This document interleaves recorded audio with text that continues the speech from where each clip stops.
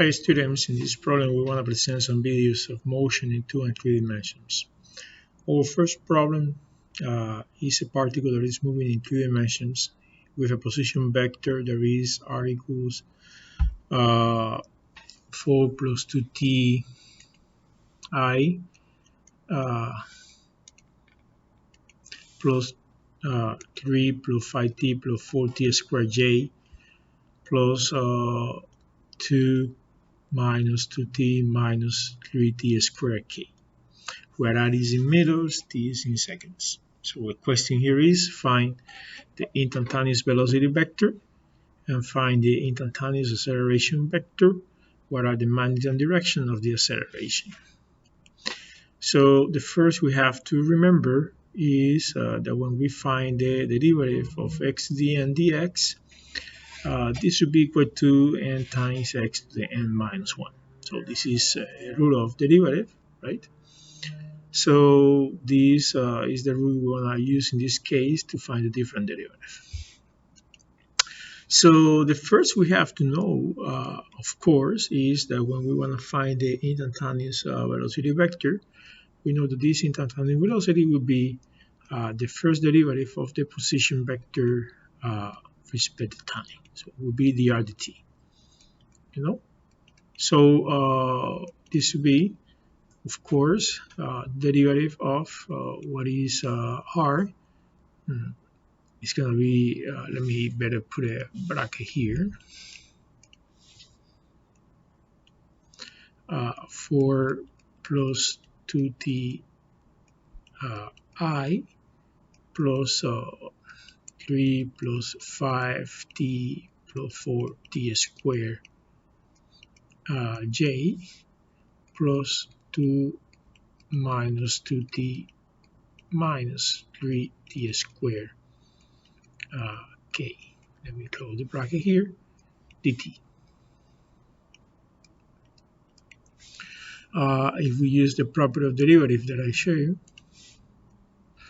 we're going to have in this case, of course, that the velocity vector, instantaneous velocity vector, will be the first derivative of 4 dt is 0, the first derivative of 2t dt would be 2.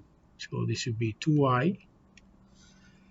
Now we go over the j part. So we say the first derivative of 3 dt would be 0, the first derivative of 5t dt would be 5, and the first derivative of 4t squared dt would be 8t, right? Because it's 4 times 2 to the 2 times t to the power of 2 minus 1. So 4 times 2 times t to the 1, so 4 times 2, 8 times t, so 8t. So plus 8t j. Plus now here we say the first derivative of 2 dt would be 0. The first derivative of negative 2t dt would be negative 2. And the first derivative of negative 3t squared, it would be negative 3 times 2 times t to the power of 2 minus 1. So it would be negative 3 times 2, negative 6t. K. You can modify this a little bit, so you can put a negative sign over here, and you can say 2 plus 60k inside, so it's okay. Now, this is then the equation, or this is just the instantaneous velocity vector. This is the expression, right, of the instantaneous velocity vector, and we found it by finding the first derivative of the position vector with respect to time. Now we have a second part in this problem where they ask you to find the instantaneous acceleration. So to find this instantaneous acceleration, we're going to find the first derivative of the velocity with respect to time.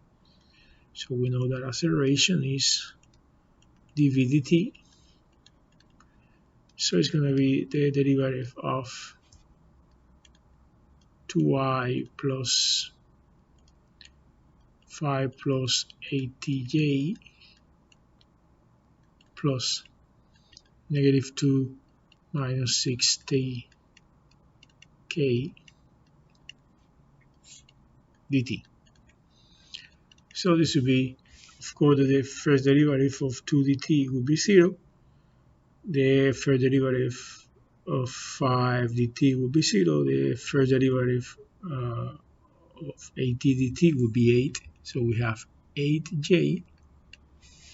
The component is 0. And then we have that the first derivative of negative 2 dt would be 0, and the first derivative of negative 60 dt would be negative 6, so minus 6 k. So this vector here is our acceleration vector. But now when we find, the magnitude and direction of the acceleration, so if I want to find the magnitude of the acceleration vector, I'm going to say that this magnitude is the square root of the square of the total of the sum of the square of the components. So I'm going to say 8 squared plus negative 6 squared. So this will be, of course, 8 squared 64, negative 6 squared 36. I think we get square root of 100. So this is 10.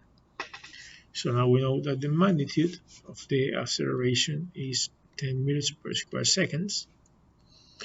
If now we have to find the direction, what we have to think about, let's just to think a little bit about this. We have here, well, we have j and k, so we have no x component, right?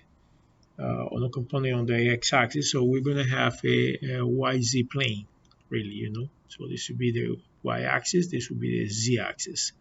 So this will be a yz plane, and in this yz plane, we have 8j, that would be this vector over here, and then we have minus 6k, so it would be to the left.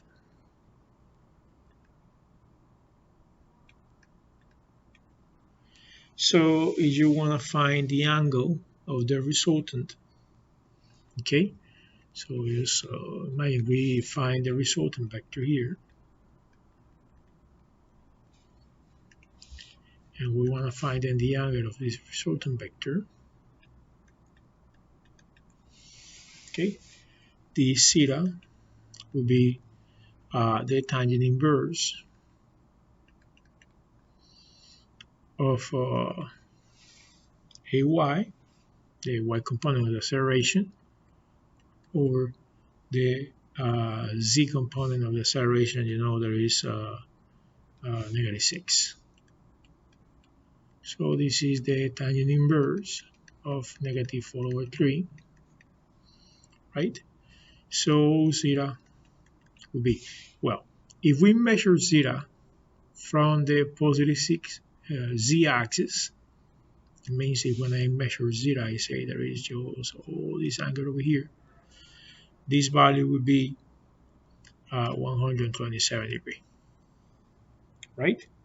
This is if we measure zeta from the z-axis. If we measure zeta from the positive y-axis, we're going to have 37 degrees. So we measure this angle over here. This would be 37 degrees. If we measure the angle, this other way, I mean from the negative z-axis, it would be 190 minus 127. So it would be like a 53 degree. In the book, they measure the angle with respect to the positive y-axis, so they say that the angle is 37 degrees. So it depends, to find what is the angle. It depends on what is, your reference. Okay. So in this exercise, we found the instantaneous velocity and the instantaneous acceleration vectors, and we found the magnitude and direction of the acceleration vector.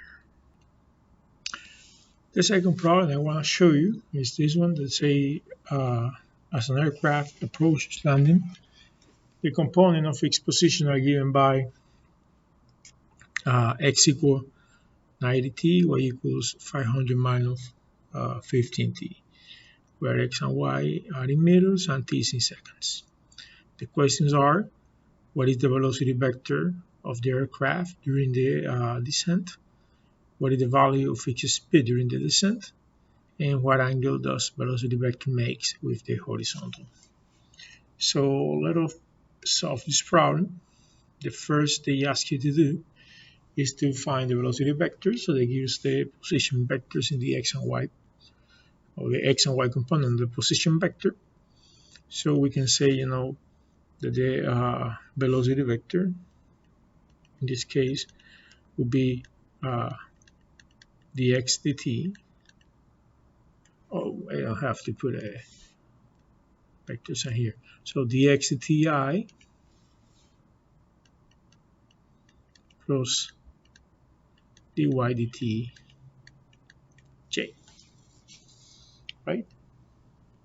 dy dt j. So basically I have to find the first derivative of the x component and the first derivative of the y component. So say d of 90t dt I plus d of 500 minus 15t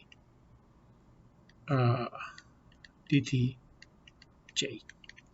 So this would be the first derivative of 90t dt would be 90 I, and the first derivative of 500 it will be 0, the first 500 dt, and the first derivative of negative 15t dt will be negative 15, so minus 15j. So this is our velocity vector, 90i minus 15j. They ask you to find the value of the speed, that means the magnitude of this velocity in the second part. So we're going to find the magnitude of the velocity here.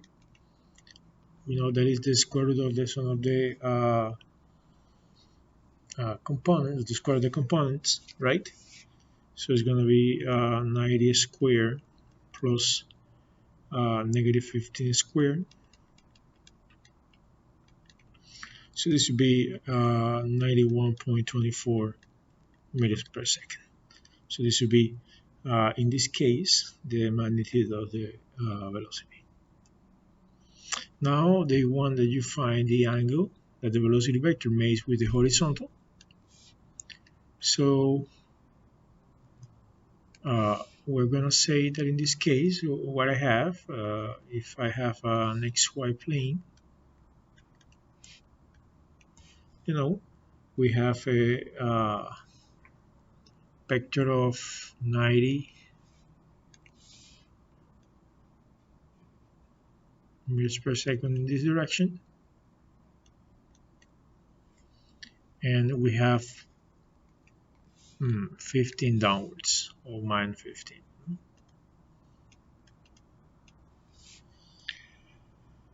So if we want to find the resultant,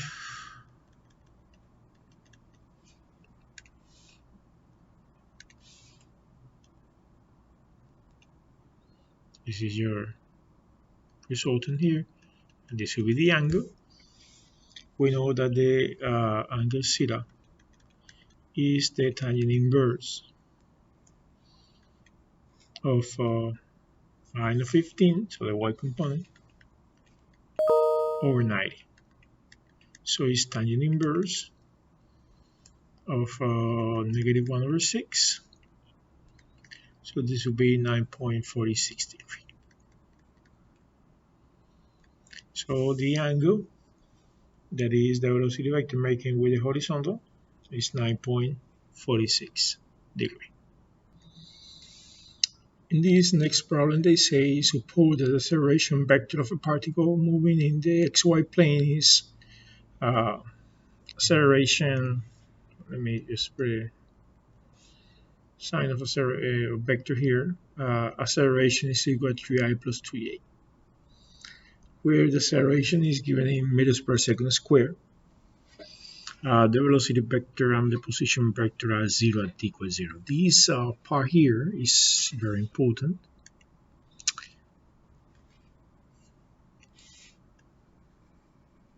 and I will explain you why. We know that to find the velocity, this velocity will be the integral of the acceleration dt. But when you have an integral without limits of integration, you will get a constancy here when you find the integral. So the integral of x to the n dx is going to be x to the n plus 1 over n plus 1 plus a constancy. When in the problem they say that the velocity vector and the position vector are 0 when t is 0 is because this constant will be 0, right? Because all the terms you're going to get in the expression of velocity and in the expression of acceleration are going to contain the variable t. So there is not going to be any term, they just be a constant, right? So we can just make always a constant that we obtain to the integration equal to 0. So if the velocity is the integral of a dt, we can say that the velocity is the integral of 3I plus 2j dt. So as we know, the integral of dx is going to be x. So when we have the integral of 3 dt, it's going to be 3 times the integral of dt, so it will be 3t. So we're going to get 3ti here. And then we have the integral of 2j dt, so it's 2 times the integral of dt, that is 2 times t. Well, this is 2tj. Well, this is in meters per seconds, right? And we don't get any constancy, as a result of the integration process, because we said that the time at time equals 0, the velocity and the position vector are equal to 0. In the second part of the problem, they ask you to find the position vector. So we know that the position vector x will be the integral of b dt. So it's the integral of the velocity vector. So it's going to be the integral of 3ti plus 2tj dt. So we know that the integral of 3t dt will be 3 times the integral of t dt, and the integral of t dt will be t squared over 2. So this will be 3 over 2 t squared I. And then we have the integral of 2t dt, that is 2 the integral of t dt, that is going to be t squared over 2, so we get 2 t squared over 2, 2 over 2 will be 1, so we get t squared j. And this would be in meters. So we found the position vector, that is 3 over 2 t squared I plus t squared j meters, and we found the velocity vector, that is 3ti plus 2tj meters per second.